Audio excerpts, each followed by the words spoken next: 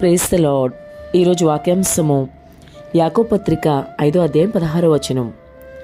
నీతిమంతుని విజ్ఞాపన మనఃపూర్వకమైనదై బహుబలము కలదై ఉండును. ఆమేన్. హల్లెలూయా. ప్రభు ఈరోజు ఈ వాక్య భాగం నుండి మనతో ఏం మాట్లాడుతున్నారో చూద్దాం.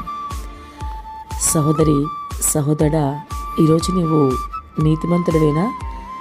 ఎందుకంటే నీతిమంతుని విజ్ఞాపన బహుబలము కలదై ఉంటుందంట. ప్రభు యొద్దకు చేరిపోద్దన్నమాట. అంతేకాదు, ఆ ప్రార్థనకి ప్రభు నుండి వెంటనే సమాధానం వస్తుందని యాకోబు చాలా వివరంగా రాస్తున్నాడు కదా. కాబట్టి ఈరోజు నీవు నీతిమంతుడిగా ఉన్నావా లేదా? నీ ప్రార్థన ప్రభు సన్నిధికి చేరుతుందన్న భరోసాను నీవు కలిగి ఉన్నావా లేదా? నీవు చేసే విజ్ఞాపన బహుబలము కలదై కార్యాలు చూసే విధంగానే ఉందా? నీవు అన్ని విషయాల్లోనూ యథార్థంగా ఉండగలిగితేనే నీతిమంతుడుగా నీ ప్రభు దృష్టిలో ఉంటామని నీకు తెలుస్తుందా?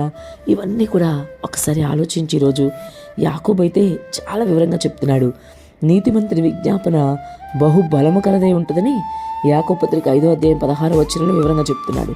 కాబట్టి నీవు అన్ని విషయాలను ప్రభుకి ఇష్టంగా జీవిస్తూ నీతిమంతుడుగా మారాలి.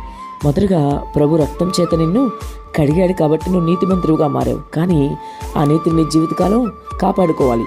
అన్ని విషయాల్లో యథార్థంగా ఉండాలి. అవినీతి నీలో ఏమన్నా సరే విడిచిపెట్టాలి. దేవునికి ఇష్టం లేని కార్యం కదా అవినీతి అనేది. కాబట్టి ఆయనకి ఇష్టం లేని కార్యం నీవు ఎలా కలిగి ఉంటావు? మరి ఏ విధమైన అవినీతి నువ్వు చేస్తున్నావు ఈరోజు? అది నీ ఉద్యోగ విషయంలోనా, వ్యాపార విషయంలోనా, మరి ఇతరత్ర ఏదైనా సరే డబ్బు విషయంలో అవినీతి జరగడానికి ఎక్కువ అవకాశం ఉంటుంది.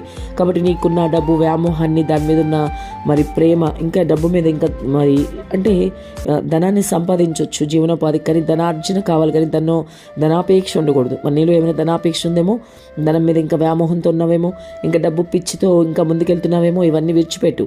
మరి ధన వ్యామోహం నీతో ఉంటేనే నువ్వు నీ అవినీతికి పాల్పడతావు. కాబట్టి అవన్నీ ఉండకూడదని ప్రభు చెప్తున్నాడు. కాబట్టి నీలో ఏ విధమైన అవినీతి ఉన్నా ఇప్పుడే విడిచిపెట్టి నువ్వు నీతిమంతుడుగా మారు. ప్రభు నీతిమంతుడి ప్రార్థన మాత్రమే ఆలకిస్తానని చెప్తున్నాడు. నీతిమంతుడివై నువ్వు విజ్ఞాపన చేస్తే నీ విజ్ఞాపన మనఃపూర్వకమైనదే ఉంటుంది, బహుబలము కలదై నీ ప్రభు యొద్దకు చేరుకుంటుంది, నీకు ప్రతిఫలం ఇస్తుంది. కాబట్టి నీతిమంతుని ప్రార్థన నీవు చేయగలగాలి. నీతిమంతుడుగా ఉండి నీవు ప్రభుకి విజ్ఞాపన చేయగలగాలి. అలా చేయగలిగితే నీ విజ్ఞాపన నిజంగా ప్రభు సన్నిధికి వెళ్తుంది అనమాట. నువ్వు చేసే విజ్ఞాపన ఎప్పుడూ కూడా నీ విజ్ఞాపనలో ప్రభు ఏం కోరుకుంటాడంటే యథార్థంగా ఉండాలనుకుంటాడు ఆయన. అదే కూడా మనఃపూర్వకమైనదే నీ విజ్ఞాపన ఉండాలి.